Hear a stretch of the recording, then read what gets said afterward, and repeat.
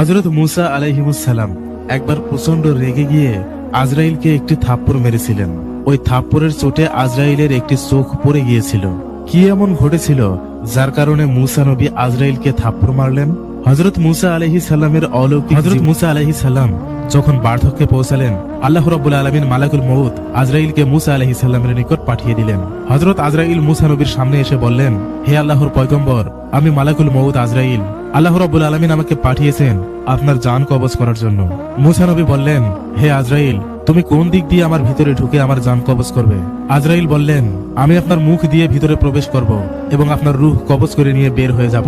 হযরত মূসা আলাইহিস সালাম বললেন, এই মুখ দিয়ে আমি সরাসরি আল্লাহর সঙ্গে কথা বলেছি, আমি কিছুতেই আমার এই মুখ দিয়ে তোমাকে ভিতরে প্রবেশ করতে দেব না। আজরাইল আলাইহিস সালাম বললেন, তাহলে আমি আপনার নাক দিয়ে ভিতরে প্রবেশ করব এবং আপনার রূহ কবজ করে নিয়ে চলে যাব। হযরত মূসা আলাইহিস সালাম বললেন, আমি যখন তুর পাহাড়ে আল্লাহর সঙ্গে কথা বলতাম, ওই সময় আল্লাহর জান্নাতের খুশবু এবং সুঘ্রাণ আমি এই নাক দিয়ে উপভোগ করেছি, আমি কিছুতেই আমার এই নাক দিয়ে তোমাকে ভিতরে প্রবেশ করতে দেব না।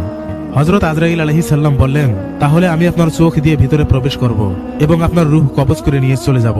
হযরত মূসা আলাইহিস সালাম বললেন, আমি এই চোখ দিয়ে আল্লাহর নূরের তাজাল্লি দেখেছি, যেই চোখ দিয়ে আমি আল্লাহর নূরের তাজাল্লি দেখেছি, আমি কিছুতেই সেই চোখ দিয়ে তোমাকে ভিতরে প্রবেশ করতে দেব না। মূসা আলাইহিস সালামের এমন আপত্তিকর কথা শুনে আজরাইল কিছুটা বিভ্রান্ত হলেন। আজরাইল সামান্য রেগে গিয়ে বললেন, হে আল্লাহর পয়গম্বর মূসা, আল্লাহ আমাকে অনুমতি দিয়েছেন আপনার জান কবজ করার জন্য। আমার যেভাবে ইচ্ছা আমি সেভাবে জান কবজ করব। আমার যে দিক দিয়ে ঢুকতে ইচ্ছা হবে আমি সেই দিক দিয়ে ঢুকে আপনার জান কবজ করে নিয়ে চলে যাব। আজরাইলের এমন কথা শুনে মূসা আলাইহিস সালাম প্রচন্ড রেগে গেলেন এবং রেগে গিয়ে আজরাইলকে অনেক জোরে একটি থাপ্পড় মারলেন। মূসা আলাইহিস সালাম আজরাইলকে এত জোরে থাপ্পড় মেরেছিলেন যে সঙ্গে সঙ্গে আজরাইলের একটি চোখ মাটিতে খুলে পড়ল। সাইয়েদনা আজরাইল আলাইহিস সালাম আর এক মুহূর্ত দেরি করলেন না, তিনি চোখটি হাতে করে নিয়ে আল্লাহ রাব্বুল আলামিনের আরশের নিচে চলে গেলেন এবং আল্লাহ রাব্বুল আলামিনকে বললেন, হে আল্লাহ রাব্বুল আলামিন, আপনি এমন একজন ব্যক্তির রূহ কবজ করার জন্য আমাকে পাঠিয়েছেন যে ব্যক্তি প্রচন্ড রাগী। আমি তার মুখ দিয়ে ভিতরে প্রবেশ করতে চাইলাম, সে বলল, যে মুখ দিয়ে আপনার সঙ্গে কথা বলেছে সেই মুখ দিয়ে আমাকে সে ভিতরে প্রবেশ করতে দিবে না। অতঃপর আমি নাক দিয়ে প্রবেশ করতে চাইলাম, সে বলল, ওই নাক দিয়ে সে আপনার জান্নাতের সুঘ্রাণ এবং সুবাস গ্রহণ করেছে, ওই নাক দিয়েও সে আমাকে ভিতরে প্রবেশ করতে দিবে না।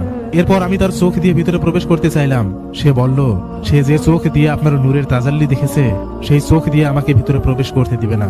এরপর আমি যখন একটু রেগে গিয়ে তার ভিতরে জোর করে প্রবেশ করতে চাইলাম, অমনি সময় সে আমাকে এত জোরে থাপ্পড় মেরেছে যে আমার চোখ খুলে পড়ে গিয়েছে।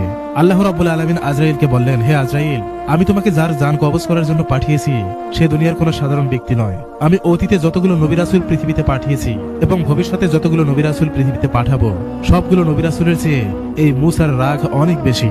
তুমি তো প্রথমেই ভুল করেছো, তুমি যখন মূসার কাছে উপস্থিত হয়েছো তুমি তো তাকে সালাম দাওনি। আর তুমি দ্বিতীয় ভুল করেছো, তুমি জোর করে তার ভিতরে প্রবেশ করতে চেয়েছো। অতঃপর আল্লাহ রাব্বুল আলামিন আজরাইলের চোখ পুনরায় ভালো করে দিলেন।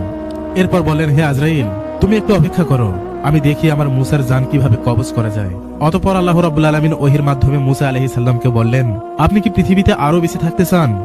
তাহলে আপনি একটি গরুর পিঠের উপর হাত রাখুন, আপনার হাতের নিচে যতগুলো পশম থাকবে প্রত্যেকটি পশমের বিনিময়ে আপনাকে 1 বছর করে হায়াত দেব। অতঃপর মূসা আলাইহিস সালাম একটি গরুর সামনে গেলেন এবং গরুর পিঠের উপর হাত রাখলেন। আল্লাহ রাব্বুল আলামিন বললেন, হে মূসা, তোমার হাতের নিচে যতগুলো পশম রয়েছে প্রত্যেকটি পশমের বিনিময়ে আমি তোমাকে 1 বছর করে হায়াত দিলাম। হযরত মূসা আলাইহিস সালাম বললেন, হে আল্লাহ রাব্বুল আলামিন, আপনি আমাকে প্রতিটি পশমের বিনিময়ে 1 বছর করে হায়াত দিলেন, এরপর কি হবে?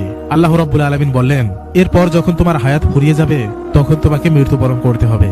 হযরত মূসা আলাইহিস সালাম বললেন, হে আল্লাহ, তাহলে এই হায়াতের আমার কোনো প্রয়োজন নেই। একদিন যখন আমাকে মৃত্যুবরণ করতেই হবে তাহলে আর দেরি করে লাভ কি? এখনই মৃত্যুবরণ করা ভালো। এত কষ্ট করে পৃথিবীতে বেঁচে থাকার চাইতে আপনার দিদার লাভ করাই আমার কাছে শ্রেষ্ঠ। এই দীর্ঘ হায়াতের আমার কোনো প্রয়োজন নেই।